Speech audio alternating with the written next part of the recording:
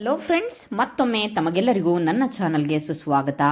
ಈ ದಿನ ನಾವು 7ನೇ ತರಗತಿಯ ಸಿರಿ ಕನ್ನಡ ಈ ಒಂದು ವಿಷಯದ ಬಿಲ್ಲ ಹಬ್ಬ, ಇದೊಂದು ನಾಟಕ, ಇದರ ಒಂದು ಪ್ರಶ್ನೋತ್ತರಗಳನ್ನು ನೋಡೋಣ. ಮೊದಲನೇದಾಗಿ ಒಂದು ವಾಕ್ಯದಲ್ಲಿ ಉತ್ತರಿಸಿರಿ ಇದೆ. ಕೃಷ್ಣ ಯಾರ ಸೊಂಟವನ್ನು ಮುರಿದ? ಉತ್ತರ: ಕೃಷ್ಣನು ಶಕಟಾಸುರನ ಸೊಂಟವನ್ನು ಮುರಿದನು.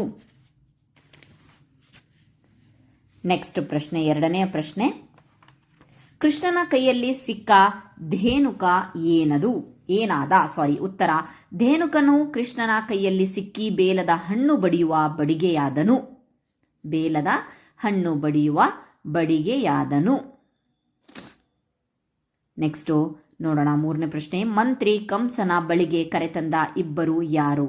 ಉತ್ತರ: ಮಂತ್ರಿ ಕಂಸನ ಬಳಿಗೆ ಶೈಲಿಕ ಮತ್ತು ದುರ್ವಿಧ ಎಂಬ ಇಬ್ಬರನ್ನು ಕರೆತಂದನು. ನೆಕ್ಸ್ಟು ನೋಡೋಣ, ನಾಲ್ಕನೇ ಪ್ರಶ್ನೆ. ವಸುದೇವನಿಗೆ ಮಕ್ಕಳ ವಿಚಾರ ಹೇಳಿದವರು ಯಾರು? ಉತ್ತರ: ವಸುದೇವನಿಗೆ ಮಕ್ಕಳ ವಿಚಾರವನ್ನು ಅಕ್ರೂರನು ಹೇಳಿದನು. ಅಕ್ರೂರ. ಐದನೇ ಪ್ರಶ್ನೆ. ವಸುದೇವ ಹೇಳುವಂತೆ ರಾಜಕಾರ್ಯ ಹೇಗೆ ಇರುತ್ತದೆ? ಉತ್ತರ: ವಸುದೇವನ ಪ್ರಕಾರ ರಾಜಕಾರ್ಯವು 10 ಜನರ ಮಧ್ಯೆ ಕೂತಾಗ ಜೋಲಿ ಬಂದಂತೆ ಮತ್ತು ಏಕಾಂಗಿ ಇದ್ದಾಗ ಒತ್ತಿದರೂ ಮುಚ್ಚದ ರೆಪ್ಪೆಯಂತೆ ಇರುತ್ತದೆ. ನೆಕ್ಸ್ಟ್ ಪ್ರಶ್ನೆ. ನಂದ ಯಾರೆಂದು ಕಂಸ ಹೇಳುತ್ತಾನೆ? ಉತ್ತರ: ನಂದನು ವಸುದೇವನ ಬಾಲ್ಯ ಸ್ನೇಹಿತ ಮತ್ತು ಪರಮಾಪ್ತ ಪ್ರಾಣಮಿತ್ರ ಎಂದು ಕಂಸ ಹೇಳುತ್ತಾನೆ. ಇದಿಷ್ಟು ಒಂದು ವಾಕ್ಯದಲ್ಲಿ ಉತ್ತರಿಸಿಗೆ ಸಂಬಂಧಪಟ್ಟಂತಹ ಪ್ರಶ್ನೋತ್ತರಗಳು. ನೆಕ್ಸ್ಟ್ ಮೇನ್ ಬಂದ್ಬಿಟ್ಟು 2-3 ವಾಕ್ಯಗಳಲ್ಲಿ ಉತ್ತರಿಸಿರಿ. ಮೊದಲನೇ ಪ್ರಶ್ನೆ. ಕೃಷ್ಣ ಯಾರನ್ನು ಕೊಂದನು? ಉತ್ತರ: ಕೃಷ್ಣನು ಪೂತನಿ, ಶಕಟ, ತೃಣಾವರ್ತ ಮತ್ತು ಧೇನುಕ ಮುಂತಾದ ಅಸುರರನ್ನು ಕೊಂದನು.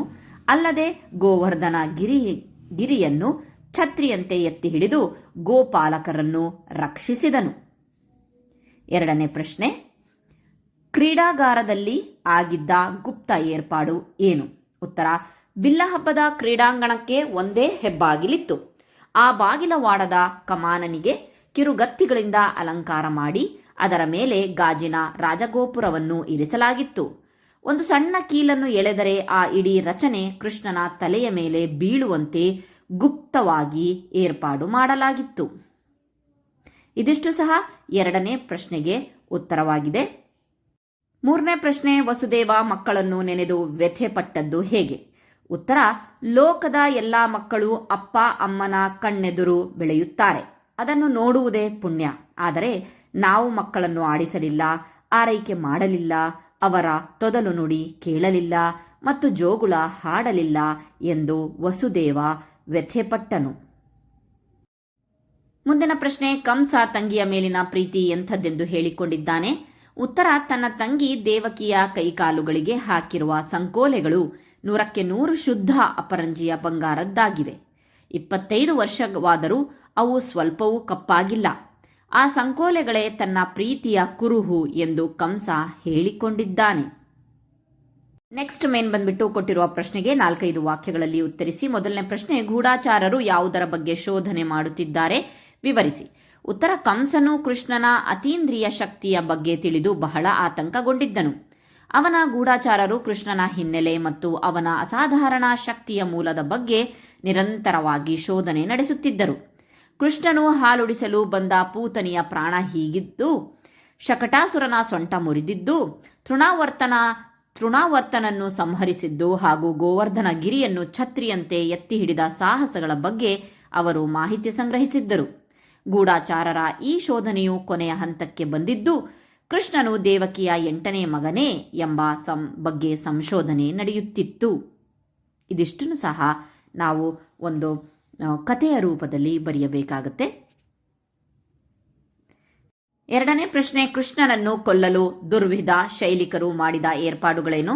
ಉತ್ತರ: ಕೃಷ್ಣನನ್ನು ಕೊಲ್ಲಲು ಮಂತ್ರಿ ಕಂಸನ ಬಳಿಗೆ ಶಿಲ್ಪಿ, ಶೈಲಿಕ ಮತ್ತು ವೈದ್ಯ ದುರ್ವಿಧರನ್ನು ಕರೆತಂದನು. ಕ್ರೀಡಾಂಗಣಕ್ಕೆ ಕೇವಲ ಒಂದೇ ಹೆಬ್ಬಾಗಿಲನ್ನ ಇರಿಸಿ ಅದರ ಬಾಗಿಲವಾಡದ ಕಮಾನಿಗೆ ಕಿರುಗತ್ತಿಗಳಿಂದ ಅಲಂಕಾರ ಮಾಡಿ ಅದರ ಮೇಲೆ ಭಾರವಾದ ಗಾಜಿನ ರಾಜಗೋಪುರವನ್ನ ಇರಿಸಲಾಗಿತ್ತು. ಒಂದು ಸಣ್ಣ ಕೀಲನ್ನು ಎಳೆದರೆ ಆ ಇಡೀ ರಚನೆ ಕೃಷ್ಣನ ತಲೆಯ ಮೇಲೆ ಬೀಳುವಂತೆ ಶೈಲಿಕನು ಗುಪ್ತ ಏರ್ಪಾಡು ಮಾಡಿದ್ದನು. ಇತ್ತ ದುರ್ವಿಧನು ಪಟ್ಟದ ಆನೆಯಾದ ಕುವಲಯಾಪೀಡಕ್ಕೆ ವಿಶೇಷ ಔಷಧ ಮತ್ತು ಪಥ್ಯ ನೀಡಿ ಹಳದಿ ಬಣ್ಣ ಕಂಡ ತಕ್ಷಣ ಆನೆಯು ದಾಳಿ ಮಾಡಿ ಕೊಲ್ಲುವಂತೆ ಸಿದ್ಧಪಡಿಸಿದ್ದನು. ಇದು 2ನೇ ಪ್ರಶ್ನೆಗೆ ಉತ್ತರ. 3ನೇ ಪ್ರಶ್ನೆ, ಕಂಸ ದೇವಕಿಯಿಂದ ಕೃಷ್ಣನ ಬಗ್ಗೆ ತಿಳಿಯಲು ಹೋಗಿ ನಿರಾಶನಾದದ್ದು ಹೇಗೆ? ಉತ್ತರ, ಕಂಸನು ಸೆರೆಮನೆಗೆ ಹೋಗಿ ದೇವಕಿಯ ಬಳಿ ಅವಳ 8ನೇ ಮಗನನ್ನು ಎಲ್ಲಿ ಬಚ್ಚಿಟ್ಟಿರುವೆ ಎಂದು ಆವೇಶದಿಂದ ವಿಚಾರಿಸಿದನು. ಕೃಷ್ಣನ ದೈಹಿಕ ಲಕ್ಷಣಗಳು ವಸುದೇವ ದೇವಕಿಯರಿಗೆ ಹೋಲಿಕೆಯಾಗುತ್ತವೆಯೇ ಎಂದು ಅವನು ಮಂತ್ರಿಯ ಬಳಿಯೂ ಚರ್ಚಿಸಿದ್ದನು. ಆದರೆ ದೇವಕಿಯು ತನ್ನ ಮಗನನ್ನು ರಕ್ಷಿಸಲು ಕೃಷ್ಣನು ತನ್ನ ಮಗನಲ್ಲ, ಅವನು ನಂದ ಮತ್ತು ಯಶೋಧೆಯರ ಮಗ ಎಂದು ಅಳುತ್ತಾ ನಿರಾಕರಿಸಿದಳು. ಇದರಿಂದ ಕಂಸನಿಗೆ ಸತ್ಯ ತಿಳಿಯದೆ ಮತ್ತು ದೇವಕಿಯಿಂದ ಯಾವುದೇ ಒಪ್ಪಿಗೆ ಸಿಗದೆ ನಿರಾಸೆಗೊಂಡನು.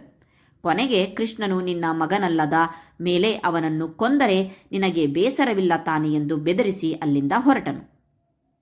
ಈ ಹೇಳಿಕೆಗಳನ್ನು ಯಾರು ಯಾರಿಗೆ ಯಾವಾಗ ಹೇಳಿದರು ಅನ್ನೋದನ್ನು ನೋಡೋಣ. ಹೌದು ಒಡೆಯ, ಕ್ರೀಡಾಂಗಣಕ್ಕೆ ಇರೋದು ಒಂದೇ ಹೆಬ್ಬಾಗಿಲು. ಉತ್ತರ, ಯಾರು ಯಾರಿಗೆ ಈ ಮಾತನ್ನು ಮಂತ್ರಿಯು ಕಂಸನಿಗೆ ಹೇಳಿದನು? ಯಾವಾಗ? ಕೃಷ್ಣನನ್ನು ಕೊಲ್ಲಲು ಕ್ರೀಡಾಂಗಣದಲ್ಲಿ ಮಾಡಿದ್ದ ಸಂಚಿನ ವಿವರಗಳನ್ನು ವಿವರಿಸುವ ಸಂದರ್ಭದಲ್ಲಿ ಈ ಮಾತನ್ನು ಹೇಳಲಾಯಿತು. 2ನೇ ಸಂದರ್ಭ, ಮಂಡೇಲಿ ಕೊಂಚ ಮಾಂಸ ಇರಬೇಕು. ಯಾರ್ಯಾರಿಗೆ ಈ ಮಾತನ್ನು ಕಂಸನು ಮಂತ್ರಿಗೆ ಹೇಳಿದನು? ಯಾವಾಗ?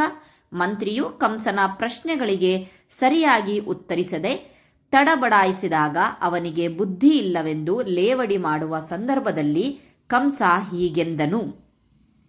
3ನೇ ಹೇಳಿಕೆ, ನಿಮ್ಮ ಅಣ್ಣನಿಗೆ ಸ್ವಲ್ಪ ಹಾಲಾದರೂ ಕೊಡು.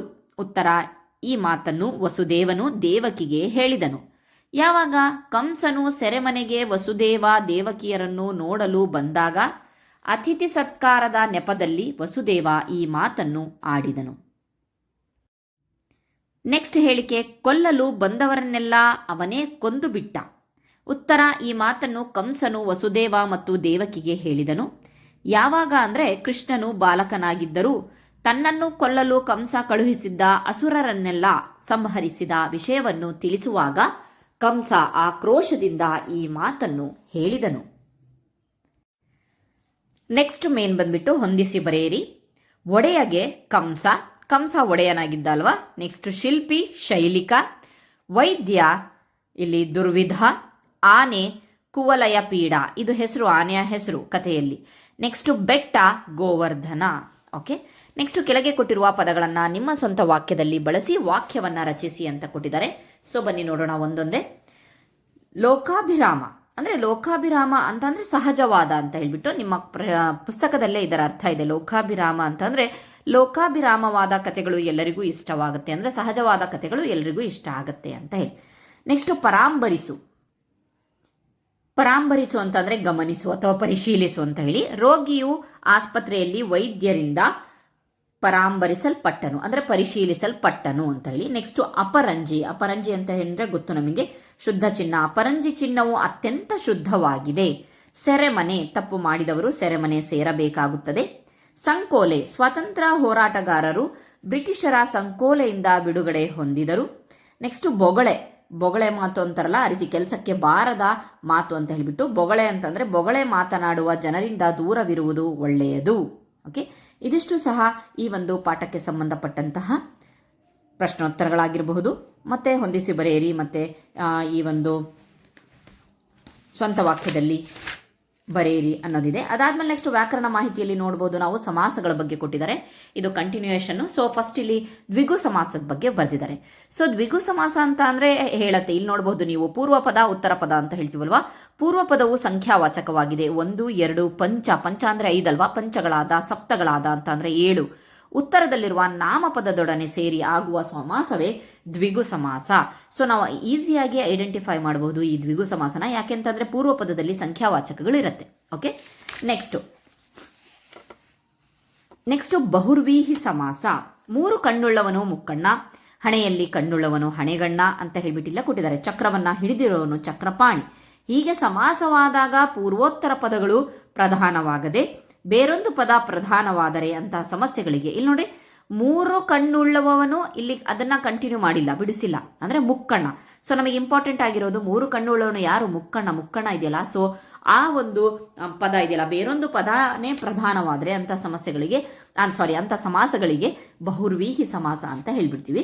ನೆಕ್ಸ್ಟ್ ಬರೋಣ ಕ್ರಿಯಾ ಸಮಾಸ. ಇದು ಕನ್ನಡಕ್ಕೆ ವಿಶಿಷ್ಟವಾದ ಸಮಾಸ. ಹೌದು, ಕೈಯನ್ನು ತೊಳೆ, ಕೈ ತೊಳೆ ಅಂತ ಕೊಟ್ಟಿರ್ತಾರೆ, ಅದನ್ನು ನಾವು ಕೈಯನ್ನು ತೊಳೆ, ಮರವನ್ನು ಹತ್ತು, ಕಳೆಯನ್ನು ಕೀಳು, ಊಟವನ್ನು ಮಾಡು, ತಲೆಯನ್ನು ಬಾಚು, ಕಾಲನ್ನು ಎಳೆ. ಅಂದರೆ ಸಮಾಸದಲ್ಲಿ ಪೂರ್ವ ಪದ ನಾಮಪದವಾಗಿದ್ದು ಉತ್ತರ ಪದವು ಕ್ರಿಯಾಪದವಾಗಿರುತ್ತೆ. ತೊಳೆ, ಹತ್ತು, ಕೀಳು, ಮಾಡು, ಬಾಚು, ಎಳೆ ಇದೆಲ್ಲ ವರ್ಬ್ಸ್ ಅಂತೀವಲ್ವ ನಾವು, ಕ್ರಿಯಾಪದಗಳಾಗಿರುತ್ತೆ. ಅಂತಹ ಸಮಾಸಗಳಿಗೆ ಕ್ರಿಯಾ ಸಮಾಸ ಅಂತ ಹೇಳ್ತೀವಿ. ನೆಕ್ಸ್ಟ್ ಗಮಕ ಸಮಾಸ. ಆ ಹುಡುಗ ಅಂದರೆ ಅವನು ಹುಡುಗ, ಅವನು ಪ್ಲಸ್ ಹುಡುಗ, ಪೂರ್ವಪದ ಅವನು ಹುಡುಗ. ಈ ಕಲ್ಲು ಇದು ಕಲ್ಲು, ಯಾವ ಕಲ್ಲು? ಈ ಕಲ್ಲು ಇದು ಕಲ್ಲು. ಕಡೆಗೋಲು, ಕಡೆಯುವುದು ಕೋಲು. ಮಾಡಿದಡಿಗೆ, ಮಾಡಿದುದು ಅಡಿಗೆ. ಹೀಗೆ ಪೂರ್ವಪದ ಸರ್ವನಾಮ ಕೃದಾಂತಗಳಲ್ಲಿ ಒಂದಾಗಿದ್ದು ಉತ್ತರ ಪದದಲ್ಲಿರುವ ನಾಮಪದದೊಡನೆ ಸೇರಿ ಆಗುವ ಸಮಾಸವೇ ಗಮಕ ಸಮಾಸ. ಇಲ್ಲಿ 4 ಸಮಾಸಗಳನ್ನು ಇಂಟ್ರೊಡ್ಯೂಸ್ ಮಾಡಿದ್ದಾರೆ. ಅದ್ಯಾವುದಪ್ಪ ಅಂತಂದರೆ ದ್ವಿಗು ಸಮಾಸ, ಬಹುರ್ವೀಹಿ ಸಮಾಸ, ಕ್ರಿಯಾ ಸಮಾಸ, ಗಮಕ ಸಮಾಸ. ಸೊ ಐ ಹೋಪ್ ನಿಮಗೆ ನನ್ನ ವಿಡಿಯೋಸ್ಗಳು ಇಷ್ಟ ಆಗಿದೆ ಅಂದ್ಕೊಂಡಿರ್ತೀನಿ. ಧನ್ಯವಾದಗಳು.